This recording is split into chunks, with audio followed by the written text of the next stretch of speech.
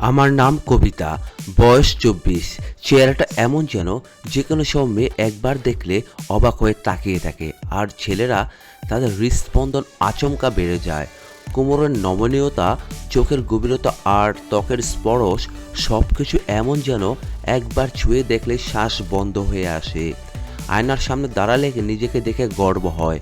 আমার চুল পিঠ পর্যন্ত ছুঁয়ে যায়, আর হাঁটার ছন্দে চারপাশ যেন থমকে দাঁড়ায়। আমাদের পরিবারে মা, বাবা, ঠাকুরদা, ঠাকুরমা আর আমার ভাই রাহুল। হ্যাঁ, সেই রাহুল। সে আমার সৎ ভাই, যে জন্ম থেকে অন্ধ। ছোটবেলা থেকে এক ছাদের নিচে বড় হয়েছি আমরা।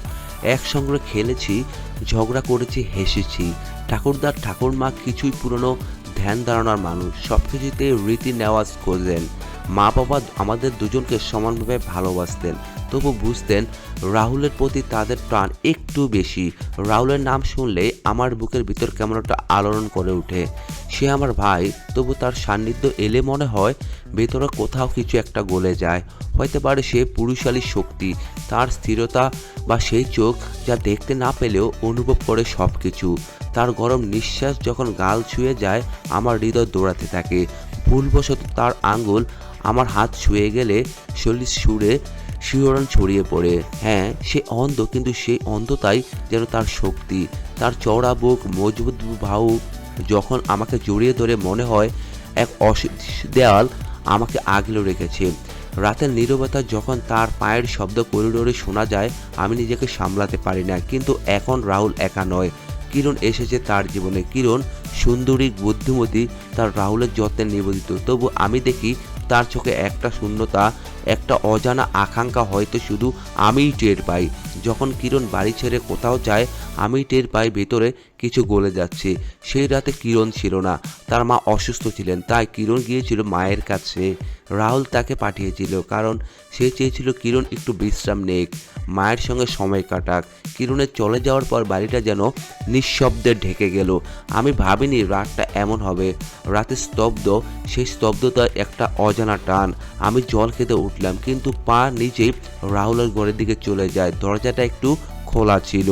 দাঁড়িয়ে দেখলাম চুপচাপ। হঠাৎ ভেতর থেকে ভেসে এলো, কিরণ তুমি ফিরে এসেছো। আমার নিঃশ্বাস আটকে গেল। সে আমাকে কিরণ ভেবেছে। তারপর বলল, এত দেরি করে কেন? আমি অপেক্ষা করছিলাম। তার গলা ছিল অস্থিরতা। আমি নড়তে পারছিলাম না, পা যেন জমে গেছে। হঠাৎ সে উঠে বলল, হাত বাড়িয়ে দেওয়ার জন্য স্পর্শ খুঁজে নিতে লাগলো। তার আঙুল আমার গালে ছুঁতে শরীর কেঁপে উঠল। সে বলল, তুমি কিছু বলছো না কেন? ক্লান্ত হয়ে গেছো? এসো, আমার পাশে বসো। সে আলতো করে আমার হাত ধরলো।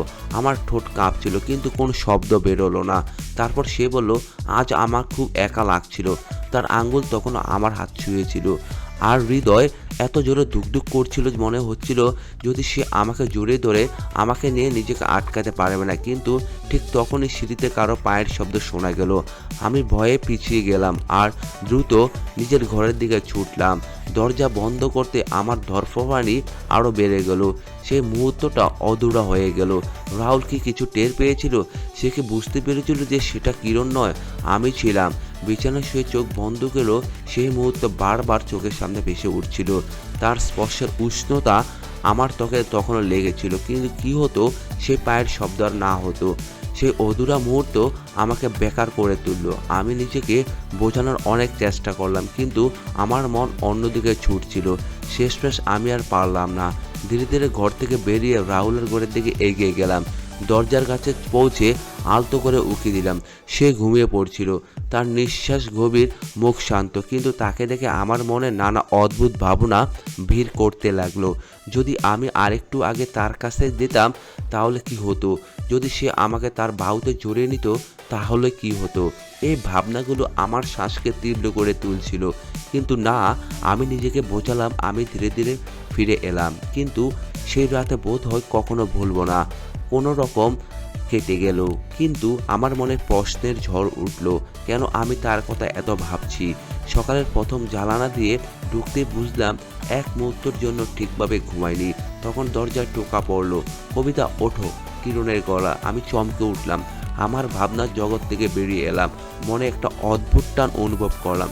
কেন জানি মনে হলো কিরণ যদি আজ না ফিরতো যদি সে সেখানে গিয়েছিল সেখানেই থেকে যেত। আমি ধীরে দরজা খুললাম। কিরণ তার মতো হাসছিল। আমি কিছু বলতে পারলাম না। সে জিজ্ঞেস করেছিল, কেমন আছিস, রাতে ঠিক ঘুমিয়েছিস? আমি ছোট করে বললাম, হ্যাঁ। তারপর আমি তার কিরণের রাহুলের ঘরের দিকে গেলাম। যত রাহুলের ঘরের কাছে পৌঁছলাম আমি হৃৎপিণ্ড তত ধুকধুক করতে লাগলো। রাহুল তার মতোই শান্তভাবে বসেছিল, কিন্তু তার মুখে কি যেন একটা আলাদা ছিল। সে কি রাতের কথা ভাবছিল? আমার তার ঘুম ঢুকতেই রাহুল বলল, কিরণ তুমি ফিরে এসেছো? তুমি জলে যাওয়ার পর আমি একা হয়ে গিয়েছিলাম, কিন্তু আমার মনে শুধু একটাই প্রশ্ন ঘুরছিল, রাতের কথা সে কারোর সঙ্গে বলেনি। তবে কি রাহুল আমার কথা ভাবে নাকি অন্য কারোর কথা? সকালের খাবারের সময় আমি বারবার রাহুলের দিকে তাকালাম। প্রতিবারই সে তার নিজের জগতে ডুবেছিল। হয়তো সে টের পায়নি আমি তাকে দেখছি, নাকি ইচ্ছে করে আমাকে এড়িয়ে যাচ্ছিল। আমি হালকা মজার ছলে মহুল হালকা করতে চাইলাম। হেসে বললাম, ভাইয়া রাতে কি ঠিকভাবে ঘুমিয়েছিলে? একা কোনো ভয় করেনি তো? রাহুল মাথা তুলে হালকা হাসলো। ভয়? আমার কেন ভয় লাগবে? আমি জোর করে হেসলে বললাম, ও তাহলেও রাতে একা থাকা এত সহজ নয়।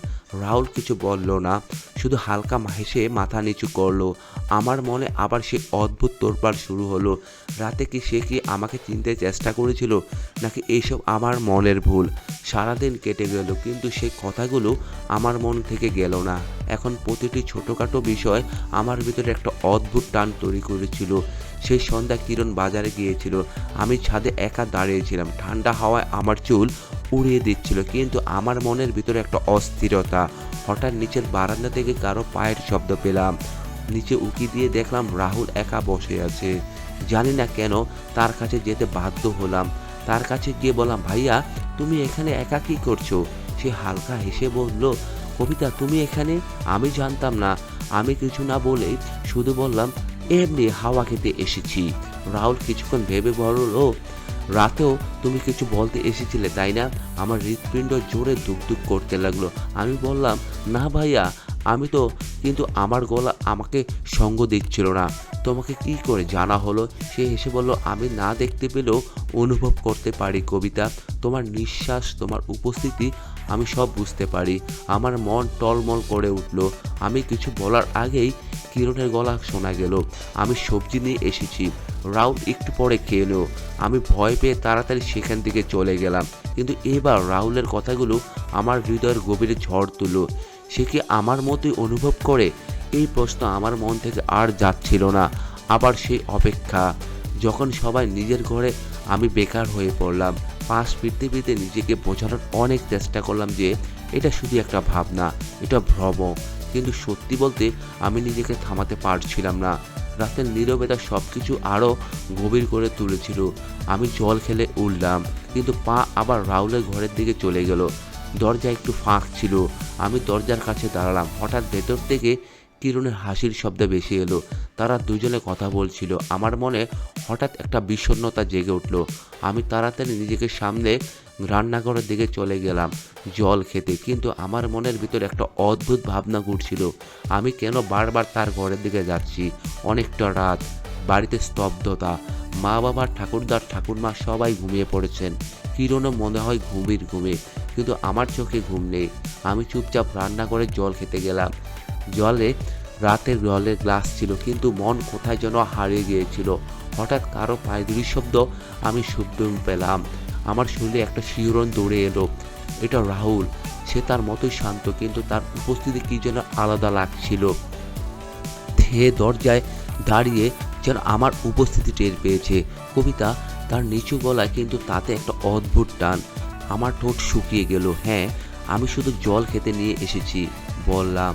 সে হালকা এসে বলল, কিন্তু তোমার নিঃশ্বাস বলছে তুমি অন্য কিছু খোঁজে এসেছো। আমার হাতে ধরা গ্লাসটা কেঁপে উঠল। সে ধীরে হাত বাড়িয়ে দিল, হয়তো দেয়ালের ভর নিতে, কিন্তু তার আঙ্গুল আমার কবজি ছুঁয়ে গেল, আর শরীরে একটা বিদ্যুৎ ছুঁয়ে গেল। আমি চাইলাম, সেখান থেকে সরে যেতে পারলাম না। কবিতা, তুমি কিছু লুকাচ্ছ। তার গভীর গলা। আমি ভয় পেয়ে তার হাত সরিয়ে বললাম, না কিছু না, আমি যাচ্ছি। কিন্তু আমি যেতে যেতে মৃদু হাসলাম। যদি কিছু না হয়? তাহলে তোমার ধরপাকড় এত তীব্র কেন? আমি কোনো উত্তর না দিয়ে দ্রুত সেখান থেকে চলে গেলাম, কিন্তু আমার মন আরও জট পাকিয়ে গেল। এটা কি শুধুই আমার অনুভূতি, নাকি রাহুলও কিছু টের পাচ্ছে? সেই হালকা শিহরণ স্পর্শের কি শুধু আমার, নাকি সেও কিছুটা স্পর্শ অনুভব করছে? এইসব এখন থেকে আগের মতো চলছিল, কিন্তু আমার মনে প্রশ্নের ঝড়। এটা কি ঠিক নাকি ভুল? রাহুলকে আমার মতো অনুভব করে, নাকি এটা আমার ভ্রম? এটা কি আমার কোনো চাহিদা যা শুধু রাহুলই পূরণ করতে পারে? এই প্রশ্নগুলো আমাকে অনেক দিন ধরে ভেতরে ভেতরে কষ্ট দিচ্ছিল, কিন্তু আমি কারোর সঙ্গে কিছু বলতে পারছিলাম না। হয়তো ভাগ্যের অন্য কিছু লেখা ছিল। এক সকালে দরজায় টোকা পড়লো। দরজা খুলতেই দেখলাম একজন ডাকবেন। সে আমার দিকে একটা খাম নিয়ে এলো। খামটা খুলতেই দেখে আমার হাত কেঁপে উঠলো। আমার অস্ট্রেলিয়া স্টাডি ভিসা লেগেছে। মনে পড়লো কয়েক মাস আগে আমি আবেদন করেছিলাম। এখন 5 দিনের মধ্যে আমাকে অস্ট্রেলিয়ার উদ্দেশ্যে রওনা দিতে হবে। মনে এটা একটা শূন্যতা জেগে উঠলো। এটা কি সব হঠাৎ শেষ হয়ে যাবে? রাহুলকে আমাকে বলা উচিত নয়, কিন্তু তারপর 5টা দিন কিভাবে কেটে গেল আমি বুঝতেই পারলাম না। রাত শেষ। আমি বাড়ির দিকে এদিকে এদিক ঘুরছিলাম, যেন কিছু একটা অধুরা রয়ে গেছে, কিন্তু আমার কিছু বলার অধিকার ছিল না। তখন ফ্লাইট মাটি থেকে ছিড়লো। তখন আমি বুঝলাম আমি সত্যি দূরে চলে যাচ্ছি, রাহুল থেকে, সেই বাড়ি থেকে, সেই অনুভূতি থেকে যা কখনো আমার ছিল। মা বাবা, ঠাকুরদার, ঠাকুরমা সবার থেকে দূরে। অস্ট্রেলিয়া পৌঁছতে নতুন জীবনের জটিলতা আমাকে ধীরে ধীরে ঘিরে ফেললো। পড়াশোনার কাজ, কত মানুষ, নতুন কিছু, সব কিছুই নতুন। ধীরে ধীরে রাহুলের সঙ্গে জড়ানো টামটা কমতে লাগলো। হয়তো জীবন এইটাই চেয়েছিল, কিন্তু কখনো কখনো রাতের কোণায় বসে মনে হতো, রাহুল কি কখনো আমাকে অনুভব করেছিল? তার কি এসব আমার জন্য কোনো অনুভূতি ছিল? কিন্তু এইসব ভাবনার কোনো মানেই ছিল না। আমি অনেক দূরে চলে এসেছি। এই গল্প থেকে আমাদের শিখি, আমরা মনের কথা থাকলে তা বলে ফেলা উচিত। তবে মনে রাখতে হবে, কথাটা বলার যোগ্য হলেই কেবল বলা উচিত। আমার মনে রাহুলের জোর অনেক কিছু ছিল, কিন্তু কখনো ভাবতে তাকে বলিনি। তাই বন্ধুরা, এটি একটা অধুরা গল্প, ভালোবাসার গল্প ছিল। আপনারা যদি এই গল্পটি কেমন লাগলো, তাহলে দয়া করে কমেন্ট বক্সে জানাবেন। যদি ভালো লেগে থাকে তাহলে অবশ্যই পছন্দ করবেন। আর